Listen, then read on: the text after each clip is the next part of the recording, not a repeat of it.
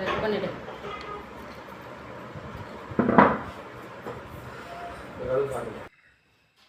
Hi friends, இப்போ நம்ம என்ன பார்க்க போகிறோன்னா 1 கிலோ வந்து ஆப்பிள் எடுத்துருக்கோம், 1 கிலோ கேரட் எடுத்துருக்கோம், 1 கிலோ வந்துட்டு பீட்ரூட் எடுத்துருக்கோம். இப்போ வந்து ஏபிசி மால்ட்டு தான் நம்ம செய்ய போகிறோம். எப்படி செய்கிறதுன்னு பார்க்கலாம்.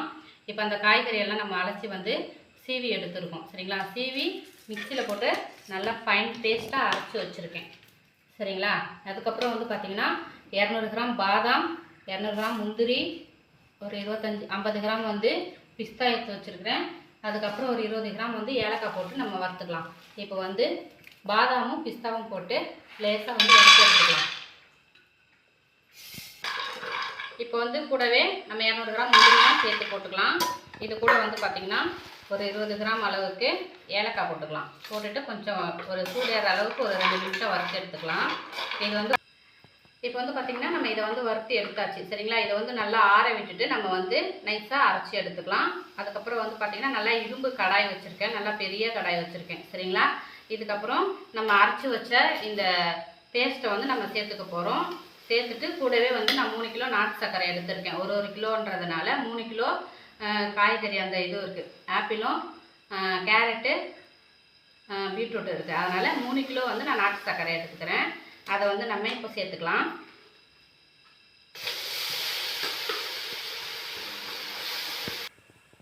இப்போ வந்து பார்த்திங்கன்னா நம்ம 3 கிலோ வந்து நாட்டு சர்க்கரையை சேர்த்து விட்டுக்கலாம்.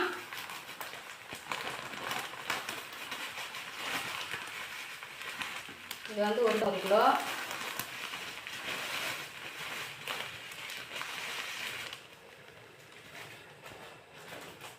அதுக்கப்புறம் வந்து 1 கிலோ.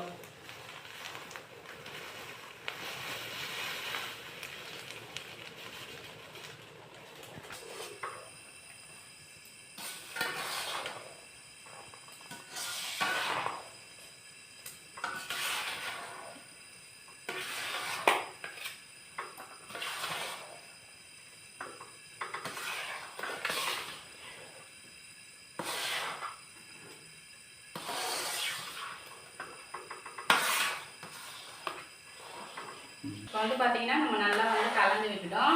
இதுக்கப்புறம் நம்ம கை எடுக்காமல் நல்லா கிண்டிக்கிட்டே இருக்கணும். இந்த அளவுக்கு நல்லா கை எடுக்காது, இப்படி நல்லா கலந்து விட்டுட்டே இருக்கணும். இதுக்கப்புறம் இது வந்து கொஞ்சம் நேரம் கழித்து நல்லா வெடிக்க ஆரம்பிக்கணும். அந்த டைம் நம்ம எட்ட போயிட்டு எட்டை தான் இவங்களை கிண்ட முடியும். இப்போ வந்து பார்த்திங்கன்னா நல்லா கொதிக்க ஆரம்பிச்சிருச்சு, மேலெல்லாம் தெரிக்குது. அதனால் வந்து பார்த்திங்கன்னா கொஞ்சம் எட்டை வந்து நான் இந்த மாதிரி கிண்டி விட்டு நினைக்கிறேன். கீழெல்லாம் வந்து நல்லா நியூஸ் பேப்பர் போட்டேன். ஏன்னா வந்து மேலேயும் தெரிக்கும், கீழே தரையெல்லாம் ஆகிடும், பிசுன்னு ஆகிடும். அதனால் வந்து பார்த்திங்கன்னா நியூஸ் பேப்பர் போட்டு நல்லா கிண்டின்னு இருக்கேன். இன்னும் கொஞ்சம் நேரம் ஆகும் நல்லா சுண்டுறதுக்கு. சுண்டி வந்ததுன்னா அதுக்கப்புறம் நம்ம மாவு ஆக்கிக்கலாம். இங்கே பாருங்கள் ஃப்ரெண்ட்ஸ், நல்லா வந்து கொதித்து இப்போ தான் கொஞ்சம் கம்மியாக இருக்குது கொதிக்கிறது.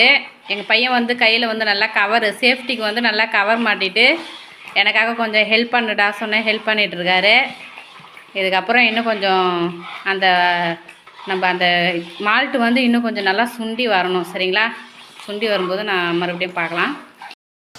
பாருங்கள், இப்போ வந்து நம்ம வறுத்து வச்சது எல்லாமே நல்லா அரைச்சி பவுடர் பண்ணிட்டேன். இப்போ இது வந்து நல்லா கரெக்டான பதத்துக்கு வந்திருக்கு. இப்போ வந்து நம்ம இந்த பவுடரை அப்படியே கொட்டி விட்டுட்டு நல்லா கலந்து விட்டுக்கலாம். நல்லா ஒன்றை போல் நல்லா வந்து கலந்து விட்டுக்கணும். இது வந்து பார்த்திங்கன்னா நம்ம வந்து நல்லா ஹெல்த்தி மிக்ஸாக நம்ம யூஸ் பண்ணிக்கலாம். பாலில் கலந்து 1 வயசு குழந்தையிலேருந்து பெரியவங்க வரைக்கும் நம்ம வந்து குடிச்சிக்கலாம்.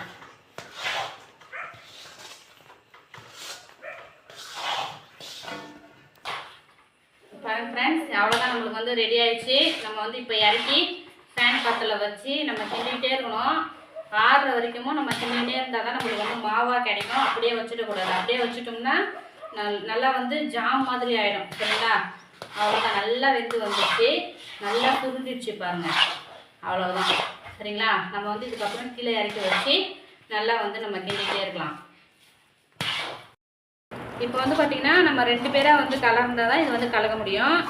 நல்லா கேப் இல்லாமல் இந்த மாதிரி வந்து கலந்து விட்டுட்டே இருக்கணும் ஃப்ரெண்ட்ஸ். இப்போ வந்து ஆற வந்து நம்மளுக்கு நல்லா கெட்டியாகும். கெட்டி ஆக வந்து நம்மளுக்கு ஒரு ஆள்லாம் வந்து கிண்ட முடியாது. அதனால் வந்து நம்ம 2 பேராக செஞ்சோம்னா ரொம்ப ஈஸியாக செஞ்சு முடிச்சிடலாம். நல்லா ஆறுனதுக்கப்புறம் பார்க்கலாம். நீங்கள் பாருங்கள் ஃப்ரெண்ட்ஸ், நல்லா வந்து ஆறி வருது. இன்னமும் கொஞ்சம் நல்லா ஆறின பிறகு இந்த சின்ன சின்ன கட்டிலாம் வந்து நம்ம உடச்சி எடுத்துடலாம்.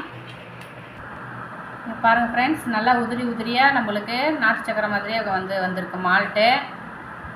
இந்த மாதிரி தான் வந்து நம்மளுக்கு மால்ட்டு செய்யணும். உங்களால் முடிஞ்சால் நீங்கள் வீட்லேயே வந்து மால்ட்டு செஞ்சுக்கோங்க. உங்களால் முடியாத பட்சத்தில் பேரரசு கிச்சனில் ஆர்டர் கொடுங்க ஃப்ரெண்ட்ஸ். நாங்கள் இருக்கோம், உங்களுக்காக செஞ்சு தரோம். நம்ம வந்து ஆரோக்கியமாக சாப்பிட்ணும், ஆரோக்கியமாக இருக்கணும். அதனால் வேண்டி நம்ம ஏபிசி மால்ட்டு நம்ம வீட்லேயே செய்கிறோம். வேணும்னா நீங்கள் ஆர்டர் பண்ணி வாங்கிக்கோங்க. ஹாய்னு ஒரு மெசேஜ் அனுப்பிச்சிடுங்க ஃப்ரெண்ட்ஸ். நான் வந்து வாட்ஸ்அப் நம்பர் கொடுக்குறேன்.